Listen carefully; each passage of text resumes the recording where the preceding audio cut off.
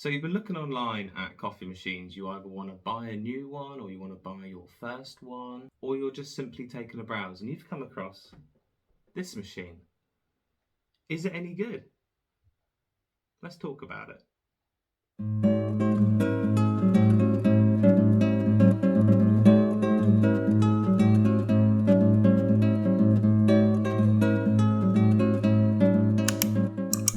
Today we'll be discussing this machine here. This is the Sage Bambino Plus, and in particular, this is my Sage Bambino Plus. I've had this machine for almost 4 years now, and I want to talk to you about the pros and the cons of this machine. But first I just want to show you a quick overview of the machine. So the machine has a reasonable sized water tank on the back. I think it's about 1.5 litres, 2 litres. So plenty of water. This machine is an espresso machine, so it has a group head where you'll put a portafilter inside to brew your coffee, and also a very nice little steam wand, and of course a drip tray. So there are many things with this machine I'd like to discuss with you today, things you might not have considered, things you might like to know about it, and what to watch out for before you buy one.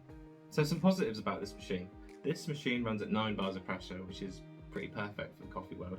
You can't adjust it, but I don't think that's necessarily a bad thing, especially if it's your first machine. And if it is your first machine, it is incredibly user-friendly. For example, when you buy a brand new machine, you'll receive many accessories, including what's called a dual wall basket for the portafilter. What this means is that when the machine is brewing and pressure hits the cake, there is 2 layers of the basket, one with multiple holes where the coffee will extract through, and then on the second wall, a smaller hole which will build up pressure, which means you can extract pretty decent coffee without the need for a coffee grinder. I don't personally use this very often because I like to be more flexible with my grinds, depending on roast and depending on what coffee I use. But I think for a beginner this is perfect. It's going to make a coffee now with the dual wheel just to show you how good this can be.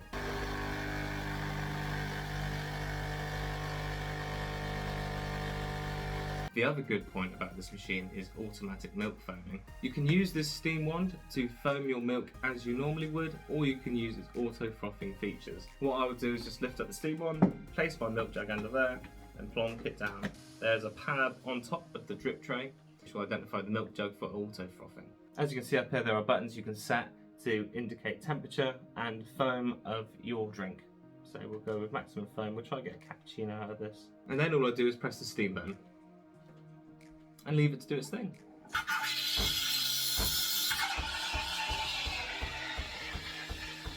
Once your foaming is done,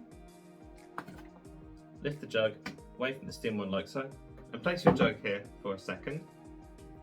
Take a cloth, wipe down the steam wand so it's nice and clean, any mess made, and then put the steam wand back down. Another great feature of this machine is the auto purge. So once you've foamed milk, I was rudely interrupted by the coffee machine there. Once you've foamed your milk and you put your steam wand back down, it will purge water through the wand, keeping it nice and clean. You don't have to worry about remembering to open up the wand after you've foamed your milk. Now I'm not going to get any latte off, I reckon. You can make yourself a pretty decent cup of coffee off this without really having to do anything. So they assist you with espresso and they assist you with steam. They give you a decent sized tank. This machine is already hitting loads of positives. But what are the negatives? The question I need to ask you is, do you like wet countertops? Because the chances are, if you get this machine, you're probably going to get them, because the drip tray is unbelievably tiny. Because even after we've made a cup of coffee where you've got the solenoid release from the espresso and you've got the purge from the milk, it's half full. In fact, I have a measuring jug. It's about 50 ml of water in there, which might not seem like a big deal. However, I've just filled up the drip tray with some water, and I'm going to use this measuring jug to see how much it actually holds. So my measuring jug is saying 100 mils. So this drip tray holds 100 mils, and one drink did 50 ml of waste. So chances are you're going to make 2 coffees, and you're going to need to empty the drip tray.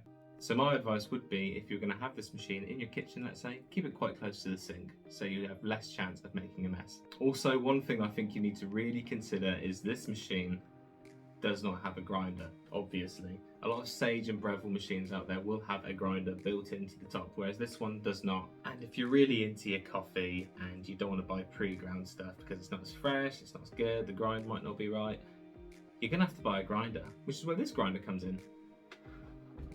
This is the Sage Smart Pro.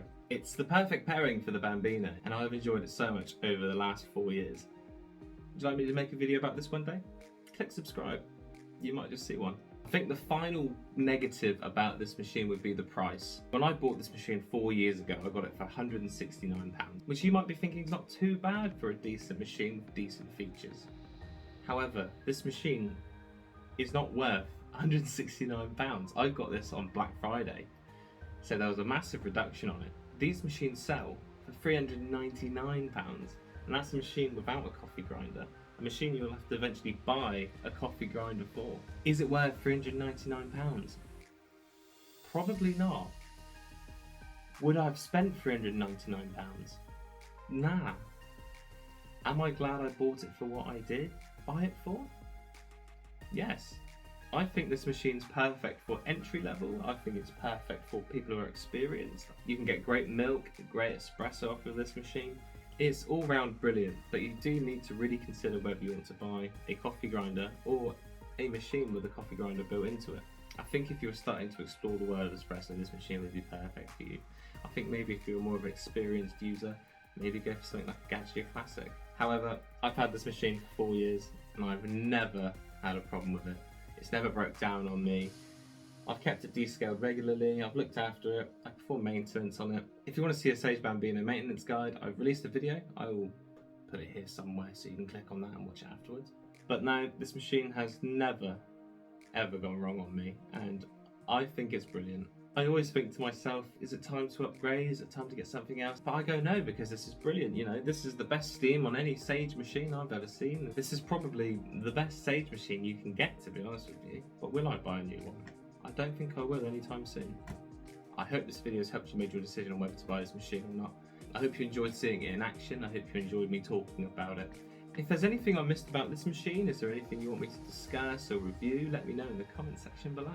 Until then, have a great rest of your day, and I'll catch you in the next video. Goodbye.